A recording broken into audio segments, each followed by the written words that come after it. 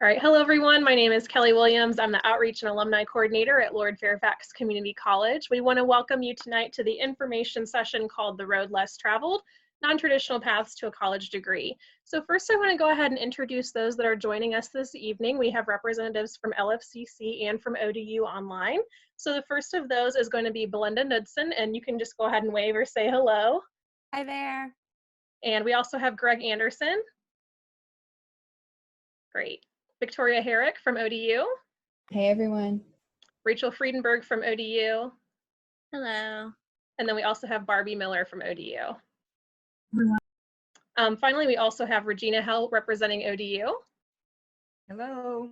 Yes, and Jasmine Edwards. She's going to be our student speaker representing LFCC. All right, there's the wave. All right, so we'll go ahead and get started. We're going to have Belinda talk first with you all about opportunities at LFCC, whether it's flexible course offerings or it's online courses, FastTrack programs. Greg is then going to go into earning credit for previous work, and then we'll have ODU take over afterwards. So Belinda, are you ready? I am. Fantastic. Well, I'm so glad that you've joined us this evening. And this time where it seems like everything has gone to online, maybe it will make you feel a little bit better to know that LFCC has already been there. We've already had programs online for many years. So switching to all online has not been as difficult of a process for us and for our students as it might have been for some other institutions. So choosing to go online through LFCC you would not be a pioneer in that sense. We've already worked out a lot of the kinks and that sort of thing. Most of our students are part-time students, and so often that's because they have other obligations such as work or family life that might already be going on.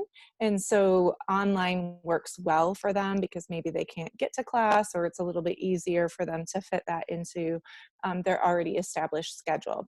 So one thing that I want to talk about is just some terminology about online, because there are some different ways that online can work.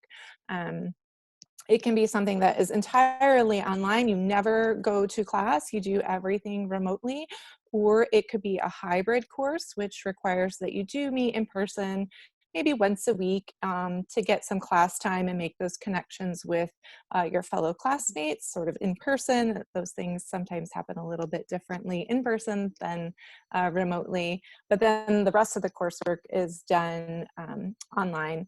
And then we also have classes that are, you'll see the terminology on the screen, asynchronous, synchronous, and let me go over just briefly what those terms mean. Asynchronous means that you don't have to work on it at any particular time. If 2 a.m. is when you are able to squeeze in your classwork, then 2 a.m. is perfectly fine for you to work on it. You would access that completely through the internet, and you don't need to be available at a specific time. Optional synchronous means that there are times where you are meeting together as a class, but they're not mandatory. So that's the optional part. The synchronous means everybody's getting together around a certain time. That doesn't necessarily happen in person. That's a hybrid class. But it might be that you're doing something like a Zoom meeting or a Teams meeting or using one of our Canvas platforms. Required occasional synchronous is just what it sounds like. Sometimes you do have to do it. So however often that might be depends on the particular class. You would know that from the syllabus at the beginning and could see if that was something that would work for you. But it's not on a regular basis. And then the last one is required regular synchronous, which means every day on, or every Monday at 4 o'clock, you do need to be online and available to do some kind of interaction. So that's what all the terminology means. I already touched briefly on hybrid. That just means that the courses are a blend of meeting in person and completed over the internet. And then of course we do have evening and weekend courses available as well. So these are just some of the courses that you can complete entirely online. We know for a lot of our students, at least 1 or 2 courses might actually be completed online. but not necessarily their entire program. But we do have programs that can be completed entirely online, and you can see all the options available there on your screen. So whether you're interested maybe in going into the business area, you want to do education, you're working on your foundational classes and planning to transfer, all of those options are available in a completely online format. And hey, I'm an online student, but does that mean I need to go to campus? Am I going to be able to get the help that I need to be successful in the classes? As I said earlier, we've been doing online for a while, and so we've already set up a lot of the support services that students need to be successful. So yes, if you need tutoring, you can do that online. You can access your advisor. If you need library resources, all of those things have been set up for you to be able to access remotely. Even the bookstore, you can get your books delivered to you so that and return them remotely without having to go to campus. So you will still get the full amount of resources and support that we have available for our students. One thing about online we offer FastTrack programs. So those are programs that take 1 year or less, and they generally lead to a certificate or credential. Those are just sort of technical terms relating to how much coursework you do in a particular area. But the common thing is that FastTrack programs, again, can be finished in 1 year or less. So they're very content specific. You might be learning a particular kind of computing technology, but they are usually tied very closely with in-demand careers in our area.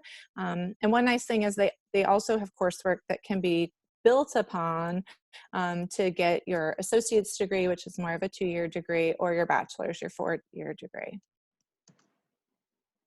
So we refer to that as stacking your FastTrack program. So if you start off with the credential and then you go on to get your certificate or your associate's degree and then move on from there, it's sort of like a building block. So you can see 2 examples on the screen of different content areas where you can begin in a FastTrack credential option.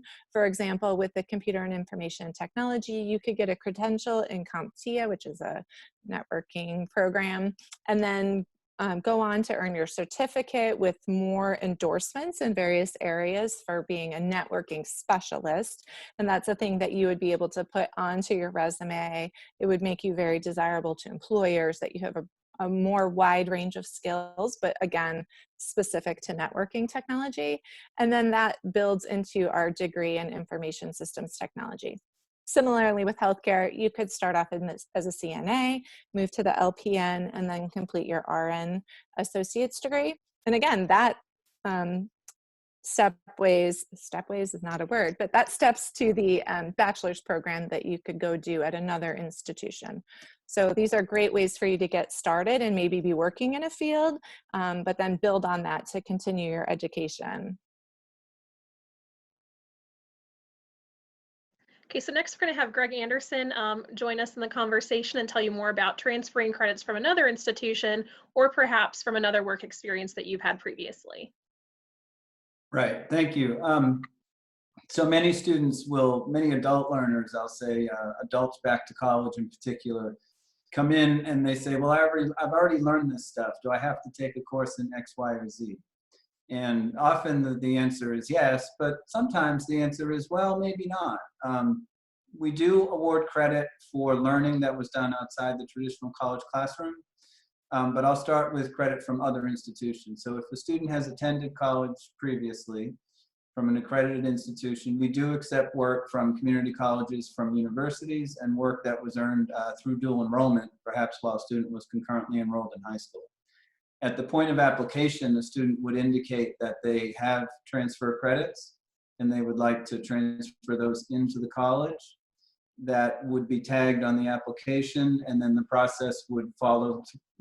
There's a process that would be followed to have those transcripts, official records sent to the college. But the most important piece of this is that a new student to Lord Fairfax would just need to tell their academic advisor that they're anticipating credit from a prior college. And we will take a look at that credit, see if it fits our curriculum, specifically or more broadly. Could come in as an elective, that kind of thing. So credit from other institutions is not at all uncommon. Credit for prior learning is the second heading here, and that is a little more complex, but essentially we will evaluate what students have learned, whether it's in a traditional classroom or in the workplace. Many students, just recently I worked with a student who's been working in childcare facility for many years, and she has earned some credentials along the way through some adult education programs, and she actually has a credential. She's a CDA, certified childhood assistant, I think it's called. And with that certificate, through a series of short courses and kind of professional development activities, she has earned credit for 3 college credits for one of our early childhood course requirements. And so when we're speaking of stackable credentials, when you look at a credential, a certificate, or a degree, one way I like to think about that is a 5, 10, 20. And so a credential is essentially, usually it's about 5 courses or half a year of full-time study. A certificate is about 10 courses or 1 year of full-time study. Those are the FastTrack programs. An associate degree doubles that, and that's about 20 courses or 2 years of full-time study. And so often students can bring in pieces of the 5, the 10, or the 20 that are necessary to get the credential that they're seeking. Another example of credentials for prior learning could be that somebody was employed by, say, Microsoft, and they did a series of professional workshops and things to get some certifications and some credentials in the workplace itself. So a student could provide evidence of that learning, and that could parlay itself into actual college credit toward the 5, 10, or 20. Another example of credit for prior learning might come from a student who took advanced placement courses in high school and earned credit through an exam. It could be credit for, there's also a testing service, set of standardized subject area tests called CLEP, College Level Examination Program. And often students who have say a deep interest in studying the Civil War, or they worked in a museum, or they've been working as an assistant to an editor on a local newspaper. These folks might be able to take an exam and prove their competency through a standardized test and earn credit for basic writing, or for United States history, or for any subject matter that they may have learned enough to actually test well enough to earn credit through exam. Those examinations do have a price tag, but sometimes it's much more cost effective than actually taking the course itself. The third example, most common example, is credit for military experience. Students who served in the military are basically directed toward an advisor who will help them take advantage of the education benefits that they earned through their service. One other thing that we encourage students to do is to ask for their joint services transcript to be sent to the college for evaluation. When folks serve in the military, they go through a set of training programs and courses, and all of that is documented by the armed services branches.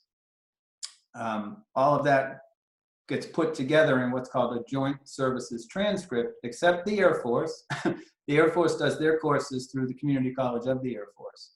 But our website is very clear in instructions. It just basically says, click here to request for a copy of your joint services transcript to be sent to Lord Fairfax for evaluation. And when students go through that process, we receive those. And often students will receive credit for 1 course or more through their military training and the courses that they took to prepare them for their positions of work in the military services. There are other examples of transfer of credits or credit for prior learning, but those are the 3 big ones. And I would encourage anybody watching this to communicate what they think, communicate their questions to their academic advisor at the point when they meet with that individual. Thank you so much, Greg and Belinda, for sharing your advice, encouragement, and information with anyone who's watching tonight. Again, these are individuals at LFCC that you could contact with any questions that you have, but as you might have noticed, there are also web pages at the bottom of the screen that you can refer to for more information. So next, we're going to turn it over to ODU Online. They're going to tell you more about that next step after you've maybe gotten a degree, certificate, or credential at LFCC. So Rachel or whoever, go ahead. Okay, I'll take it over. So my name is Rachel Friedenberg, and I am a Community Engagement Assistant for ODU Online. And I work at Lord Fairfax, and I work with Lord Fairfax and kind of maintaining our relationship with them.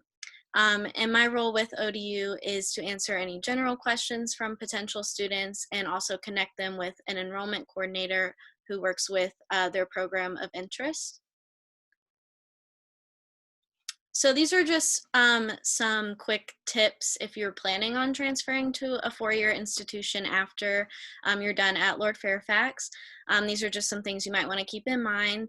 And I think the most important thing is to be able to plan ahead and ask lots of questions, both to your advisor and also to the college that you are looking to transfer to. And it's also important that you're taking courses that will transfer to that institution. So that's why you kind of want to think ahead and ask those questions. And these are just some questions that you can ask.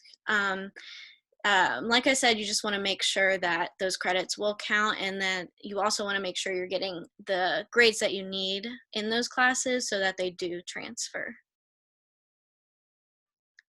So now I'm going to talk more specifically about ODU Online. So in case you don't already know, Old Dominion University is located in Norfolk, Virginia, and ODU Online stems from that main campus. And we offer over 100 completely online programs, including bachelor's, master's, and doctoral degrees. We are a public institution, so our tuition is fairly affordable. The current rate is $356 per credit hour. Our GPA for acceptance is 2.5, and we have over 30 years of experience in distance learning. So when we first started, students used to go to the ODU offices located at the Virginia community colleges, and they would watch their classes via satellite. So that kind of shows you how much experience we have, and now we've moved to completely online format, but we still have most of those offices at the community colleges. We also have student support at our Lord Fairfax Community College office. We have a computer lab and a classroom that is available to be used by ODU students, and we also offer proctoring for any written exams that our students might have. And also ODU is accredited by SACS. So I just wanted to talk a little bit about the ODU Online student experience. So first, I just have a couple numbers about our online student population. So over 50% of our online students also balance caregiving responsibilities, and almost 80% of our online students work at least 20 hours per week while enrolled in ODU. And we offer two different class formats, live and at your own pace, which is synchronous and asynchronous. So for live, you log in at a certain time, and it's usually via Zoom or WebEx. And then at your own pace, you can log in to Blackboard whenever you have the time to complete the assignments on there. Our online students also have access to the same student services as our main campus students, and that includes 24/7 tech support, tutoring, our career center, and more. Professors also offer virtual office hours in order to stay connected with our students. Most of the exams now are online, but there is an occasional exam that you might need to take that's written. And like I said, we do offer proctoring for those exams. It just depends on which program you're going into and what classes you're taking. Some of our engineering classes require that, and math classes, stuff that's kind of hard to do on the computer. So I'm just going to talk a little bit about what our process is if you decide that you're interested in ODU Online. So if you're interested, you can contact me, and I will connect you with one of our enrollment coaches. And the coaches work with you to better understand your goals and make sure that the program that you're interested in is a good fit. And then they connect you with an enrollment coordinator who works with your program of interest. And that enrollment coordinator will do a free unofficial transcript evaluation of your transcripts from Lord Fairfax or any other institutions you've attended, and they just go over that, and then they let you know how those courses might transfer and what courses you might still need to take. And that enrollment coordinator will also be your point of contact throughout the enrollment and admissions process. And the enrollment coordinators work with students for however long they need. So if you're still a couple years away from transferring, it still might be a good idea to get connected, so they can kind of help you figure out if you're taking the right courses or anything like that. And then finally, once you get admitted into the university, you are assigned to a student success director who is your advisor. And they are based on what program you're doing. And they meet with students via phone or Zoom, whatever works best for you. And then I'm briefly just going to talk about our Office of Prior Learning Assessment, which Greg was kind of talking about a similar thing that Lord Fairfax does, but that they kind of can assess and give you academic credit based on your previous experiences, including work settings, military training, and independent study. It's, based on a case-to-case basis, but you do have to be assessed. You don't just automatically get the credit, but that can be done through exams, portfolios, things like that. And there's contact information there if you'd like to reach out to them, or once you get started with an enrollment coordinator or your advisor, they might be able to help answer some questions. So ODU has a guaranteed admission agreement with the Virginia Community College System.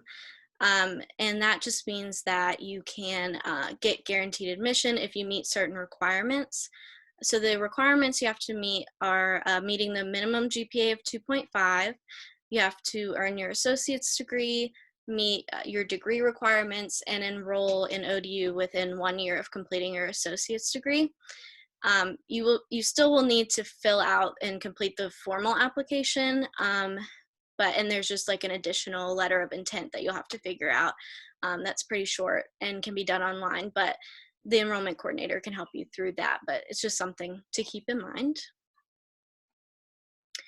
I think I covered most of these questions that a lot of students have, but like I said, our online programs stem from a main campus, so your diploma won't say online on it.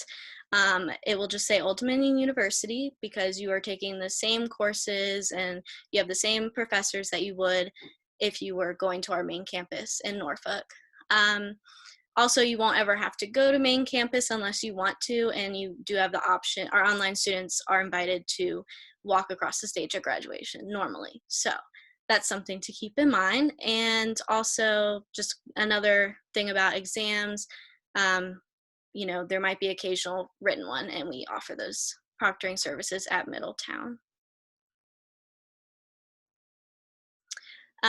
So I've given a lot of information about ODU, and we'd love to have you at ODU or ODU Online. But the most important thing is that you look at all the options that you have and pick the right school for you. So make sure you talk to your advisor and reach out to us if you have any questions. And there's some contact info there, and email is the best for me right now. That's all. Thank you so much, Rachel. I really appreciate you sharing with everyone the opportunities that ODU has for their students, the experience that you had working with online students, and just really providing them that wraparound support.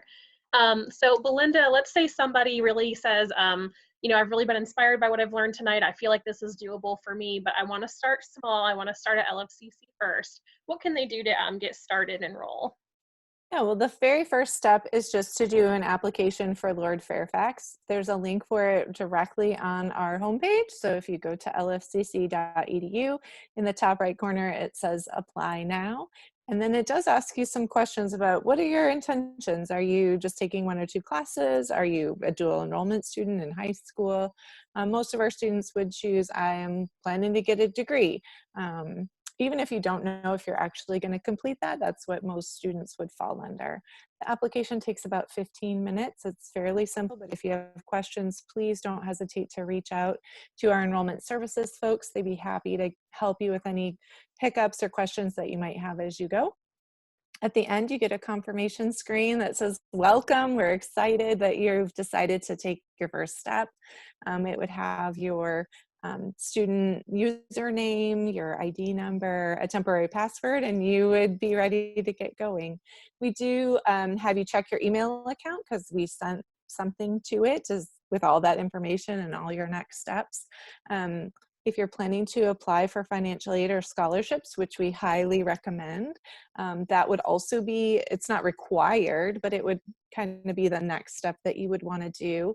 The financial aid application is called the Free Application for Federal Student Aid, or it's called the FAFSA more commonly. And your first step for that is to make an ID. All that information can be found at studentaid.ed.gov. So if you have questions about that, also reach out to our financial aid office. They are super helpful folks who would be happy to hold your hand every step of, well, remotely hold your hand right now, but hold your hand every step of the way.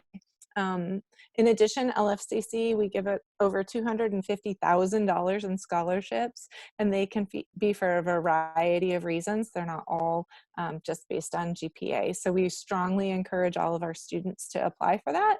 You never know, it might be that you're going into a program that there is a scholarship specifically for students in that program. And so we'd like to help you take advantage of our very generous donors and supporters who want to support you in your academic endeavors. And then the final step for students that is required is to attend a new student orientation.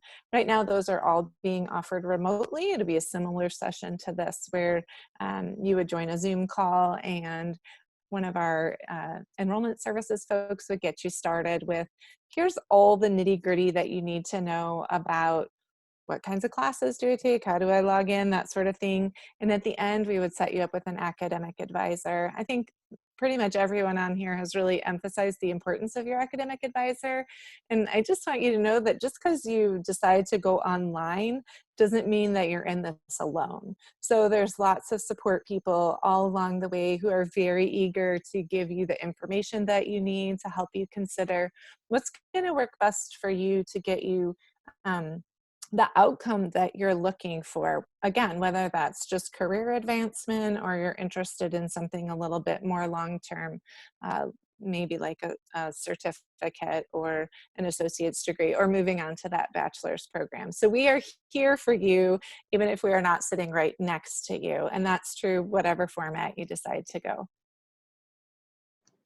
Thank you so much for that, Belinda. It was clear, it was helpful, and like you said, most importantly, we're here for you. And that's what we want you all to remember, is that in the 50 years that LFCC has been open, your futures are focused, hasn't changed. So whether you have questions about ODU Online or you have questions about LFCC, we are all here for you.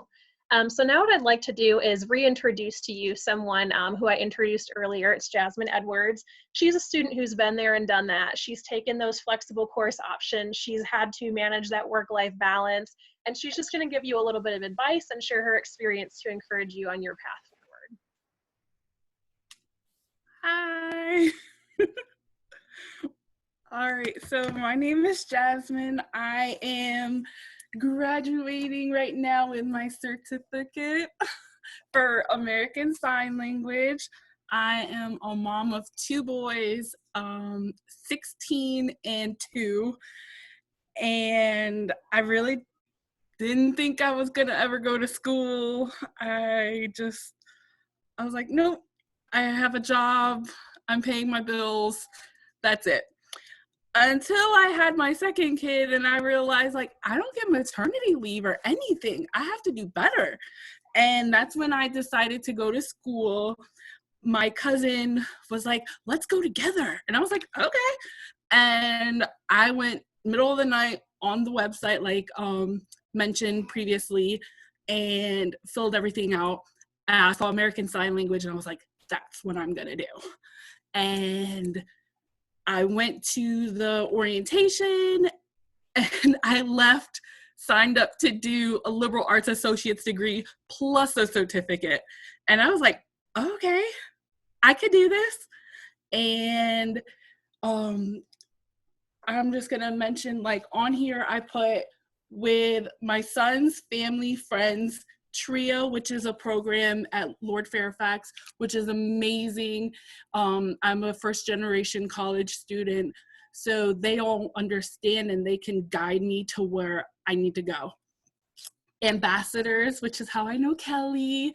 Oh my goodness, with the stress of being a adult, parent, work, student, life, it's been nice for people to understand and know what I'm going through.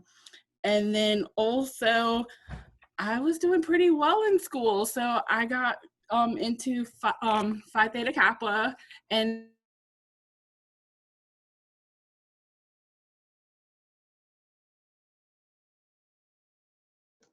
Hey, Jasmine, we can't hear you. It might be on mute. internet, sorry. You're okay. My internet. Okay, go ahead, girl.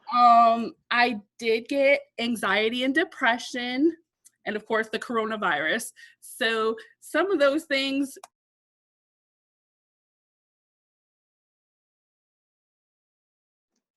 I think we may have lost Jasmine again, but as you can hear from her, LFCC has been a big support to her, and I know that this was a huge opportunity. So Jasmine, we'll try to hear you again if possible. Let's see if we can get you back in one more time. If not, no worries.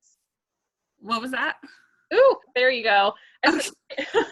So we might try to get you in one more time if we can. If not, no worries. Sorry. No, you're okay. Was there anything else you wanted to add about your experience and the support that you received at LFCC? Or this last semester online, I was so nervous. I'm more of a face-to-face class kind of person, and I was so scared. But you know, it was actually amazing. All of my professors were available, like on the spot, and everything. Like I had a lab class. I was like, how am I gonna do this? But everyone made it so understanding and easy, and I did it. So I'm getting my certificate now, and I'm actually taking a summer class, and then the fall I'll have my associate's degree. And then I plan on going, thank you. And then I plan on going to another school to do a little more sign language, and hopefully transfer to Gallaudet, which is a deaf college in DC. I'm so excited. And thanks to Lord Fairfax and the awesome professors that they have, I've actually met people who have gone to Gallaudet to do what I want to do, which is be an interpreter. Hi. And so the program is amazing, and I appreciate everyone that I've met through it, because I've had everyone support me through my depression, and now I'm smiling more and graduating from things, and my son and, well, both my sons can be proud of me, and I can get a job that's going to help me at all times, because going through coronavirus, now we know some people lose their jobs, and I'm going to need a job that I'll always have. And that's me. You coming? I want to say hi real quick. Aw. You say hi? Hey, little friend. Thank you so much, Jasmine. Thank you. Yes, thank you so much for sharing your story. And again, for any of you watching, you can tell Jasmine's story is just an example of what you can achieve when you take that first step, knowing that people are going to be there to back you and support you 100% of the way. So what we want to do now is just open it up for Q&A. I'm going to ask Michelle Cribb, she's a LFCC rep who's been kind of monitoring the chat, if she's seen any questions in there, just to start with. I Michelle. have not, but I've lost connection a couple of times, so I may have an empty chat box if you've seen anything else come in. But as of now, we do not have any focused questions. Okay, great. And I just checked the chat as well. And like you said, I don't see anything in there. So we'll give anyone who wants to a chance to write something in there if they would like. Otherwise, feel free to join on audio. We'll give you a couple minutes, and if we don't hear anything, then we will wrap up. Hi, this is Barbie. I have a question for Belinda regarding orientation, the new student orientation for online students. If a student is enrolling into a fully online associate's degree, are they required, under normal circumstances, would they be required to come to campus for that orientation, or is there an option for something like this? And one reason I ask is because we sometimes see folks who don't have any college credits, and so we have often referred them over to an associate's degree. And so they're not always local to LFCC, but of course, LFCC is always my first recommendation for them. So I have over the years, I've heard of a few instances where a student has signed up for an associate's degree, but they had that complication of being told they had to come in for an orientation. So I was just curious about that. I'm actually going to punt that question to Michelle Cribbs because she conducts our orientation sessions, and I think she would be better able to answer that. So we do have capacity now to assist students in a completely online environment. We do have all of our orientations now are virtual. We also have recorded some of those, so they are available to students. So if you had a student that, you know, in the future is not able to come to campus for many reasons, even if they live in Ashburn or, you know, Front Royal, they connect either with myself or Sarah Pangel, and then we just give them the recording link for them to watch from, you know, our location. Great, thank you. Another question I hear often from students, just since again, we're waiting to see if anything pops up in the chat, is they say, maybe I don't have very good internet access. For those of you at ODU or LFCC, what advice do you have for those students, and what resources are available so that they can access their class and get online?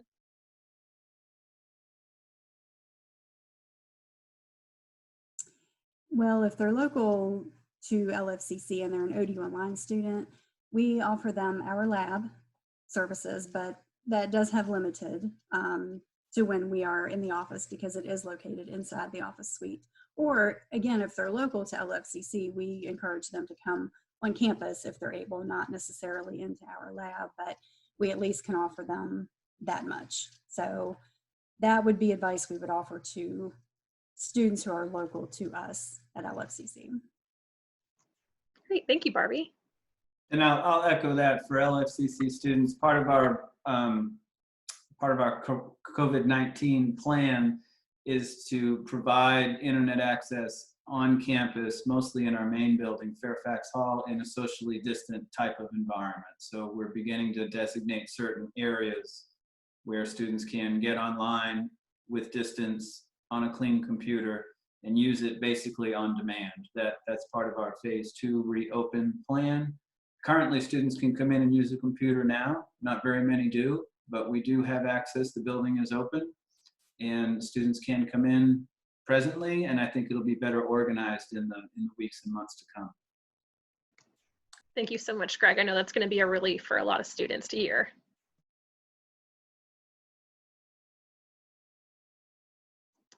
And I did check the chat box. I haven't seen anything in there, so I'm just going to assume that we are all good to go.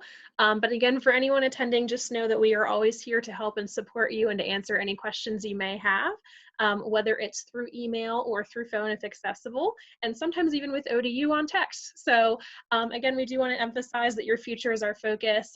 Please feel free again to reach out to us. About a week from now, we'll be giving a video to everyone, a link to the video, so that this video can be rewatched or so that you can kind of refer back to it for additional information. I'll also include in that email everyone's contact information, so if you had a specific question for that person, you can reach out to them yourself. So everyone have a great night, take care, and stay well. Bye.